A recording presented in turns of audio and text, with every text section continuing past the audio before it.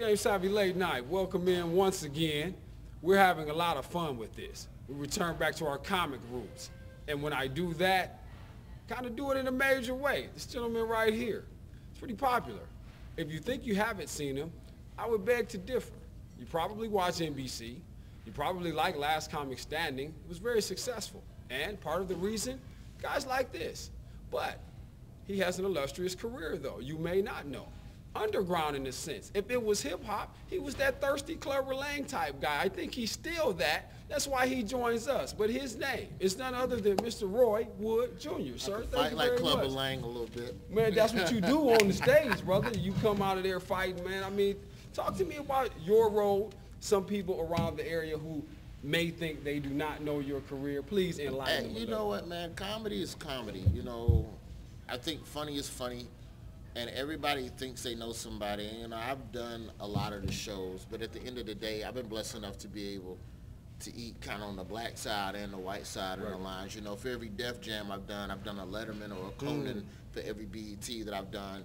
A lot of people probably know me from my prank calls because I've done hundreds and hundreds of those of just calling random black folks and getting cussed out. Right, and I was going to go to that, but again, it is what it is, people. That is a strong staple of the Roy Wood brand. So talk about that a little bit, though. And now here's the thing, though, because I know you are also partners with Ricky Smiley.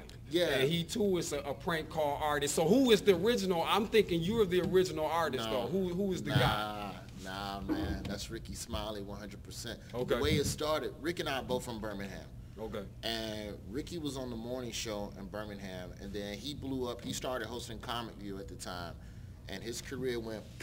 Right. So he had to leave. He had to step down from the morning show. He wasn't in town as much anymore. Okay. So they needed someone new to step in and fill up, and I actually filled Ricky's shoes. Wow. And at the time, you know, Birmingham, Ricky set the city on fire. Like, he set the bar for what funny was and what the expectation of a comedian was from the Birmingham area. So when I stepped into his shoes, it became, all right, well, you gonna do pranks, right? Yeah. I don't want to do no damn pranks. But if you want to keep this job, you're going to do some pranks, right? Yeah. So I started doing the pranks. It turned out to be pretty funny, and I turned out to be pretty good at it. And that's just kind of how the career rolled. Give it up for both white dudes that was up here before me. Come here up for both of them. White man, attorneys at law. Look them up online for all of your DUI needs. What's going on? What you guys? Y'all all right? A couple black folks. Thank y'all for sneaking in tonight. I appreciate that. No, I see you sprinkle around the room. Y'all here on purpose, or did they go to a temp service and hire y'all? Like, make me feel comfortable. She go to the comedy club tonight. They're paying $11 an hour. All we have to do is get drunk and laugh at anything you say. I can do that. Obviously, I mentioned the early success of some of the more recent, when you talk about the NBC thing, you mentioned you've done Letterman, Chelsea lately. You know, again, people have seen you, man. Give me the common denominator, though, with Roy Wood, and again, when he's selecting work. I look at the money. I'm just kidding. No, he's not. No, he's not. No, for real, with television, man, it's not a lot of opportunities for comics to get on television, right? So you gotta take them if they come, you know. But it made me feel good when black people come see me, because you gotta understand, the black dollar is tight. Black people have meetings about shit before they even go in the building. There's somebody in the parking lot right here in this room. Now, you sure he's funny? No, pull him up on YouTube one more time. I ain't never heard of a Roy Wood. I don't give a f about a Roy Wood. Go see some Tyler Perry. I heard of Tyler Perry. He got the movie out. Let's go see Tyler Perry's. First of all, let's just establish this truth. TV ain't what it used to be. There used to be a time where you would do Johnny Carson or Leno and guaranteed star the next day. There was a little midget dude would appear with a box of careers, and you choose your path. Movies, do you want to do sitcoms? You had all these options. Now, people are less likely to see you. Johnny Carson was popular when basic cable was 30 channels. Right. So of course everybody saw you. Hell, the Cosby Show was doing 30 million people a week. Now, the #1 show outside of American Idol is probably doing 15, 20 million maybe. Right. So it's hard to get exposure from just TV alone. So you got to do as much TV as you can just to stay above water. You got to be on the internet. You got to go viral. You got to push the planks. You got to be on somebody else's podcast. You got to do the TV show in Toledo. Thank you, bro. Because I was wanting to say something right now because I have some discord. I can't quite comprehend with some of the people on your side that are doing well. They have a name, this, that, and the third, and sometimes we approach with that. Everyone isn't as forthright and kind as you. What, sir, is the difference that lies within you, that lies within your man Ricky, stop by to hang with us, and on and on and on. I'm not doing the name drop, but I'm saying God has been blessing us. If we both wrote down some names on a sheet of paper, I'm sure we'd have some of the same names. But, you know, some guys just don't care. Some guys are already eating. Some guys feel like they've done enough and don't feel the need to work hard anymore. And that's fine, more power to them. But I feel a great sense of indebtedness to where I am because of people like you extending me opportunities when nobody else would.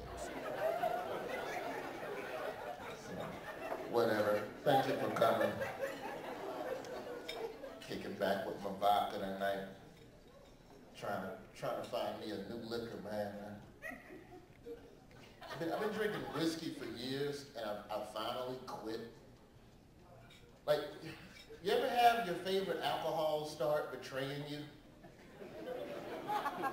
You know what I mean? Like, you ever have your favorite liquor and you know what you can do on that liquor, and then one day there's stuff you can't do anymore, but you didn't get the memo from the liquor company?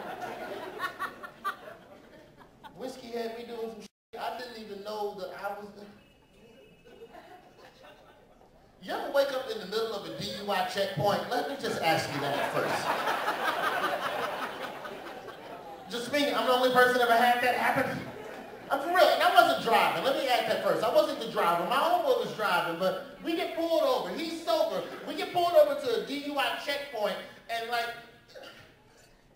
here's the thing. Like, I didn't know this, but apparently at a DUI traffic stop, you are not supposed to get out your car and start dancing. Apparently this is frowned upon, but I saw flashing red and blue lights. I thought we was at another club. I said, let's get it. We here. Start trying to do the Dougie. That's the new dance, white people, in case you don't know. It's called the Dougie. And if this career don't work out, it's all good, man, because I'm going to grow this mustache out. I'm going to tell people I'm Steve Harvey. And then I'm good. And there you go. But you're going to have to put some of this, you have to put some glaze on your top game if you do that. So, you know. But again, Roy Wood, though, tell me, again, what's coming up, bro? You know, you got things moving, and I know it's starting to happen better for you a lot quicker, man. Talk to us. What's coming up?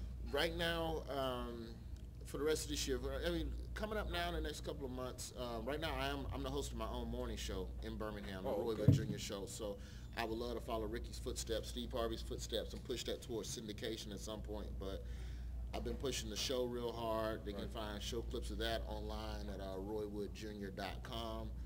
I'm working on my first stand-up CD. I'm 13 years into comedy, and I've never done a full straight-up stand-up CD. I can't decide whether to do a DVD and a CD, or just, you know, I don't know. But definitely a stand-up project this year. Before the year ends, a new stand-up CD, and my 4th prank call CD, which is tentatively titled "Bitch, I Kill You." I get scared around the police too, man. I get nervous during a traffic stop. I don't know what my job is as the passenger. Honestly, I'd rather be the driver. I'd rather be the one in trouble rather than sitting next to the person. The hell am I supposed to do as a passenger? Nobody ever covered that. Do I run? Do I swallow the dope? What's my obligation to the team?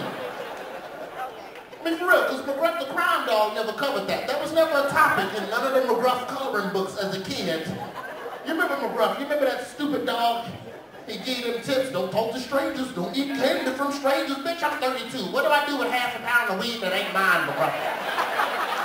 How about that, stupid ass dog? That butt-naked trench coat pedophile? Talk to me. McGruff was a pedophile. I don't care how y'all feel about that word. It's a dog wearing a coat with no pants, passing out crayons. Come on, man. Tentatively, I'm not sure. We'll see. And that's what he does. He kills some people. He just kills you. His name is RoyWoodJr. Now, he was at the Funny Bone this weekend, and unfortunately, you may have missed him at the time of air. But I'm sure he'll be back. Will you be back, brother? Always. Toledo's always a good time, man. That's what's up, man. Thank you, sir. Appreciate you, brother, coming through, stopping for us again, man. I do appreciate that, because everybody's not cool. Everybody's not cool. But hey, one day we may all see each other once again. But For my man, Mr. Wood, my name is, well, you know. Thank you for being with us. We appreciate you as always. Now let's get back to some more chicanery. You know we got something on deck. It's May, everybody. I told you, you never know. Shouts out to the people at the Funny Bone, even when they don't want us in here. Zing!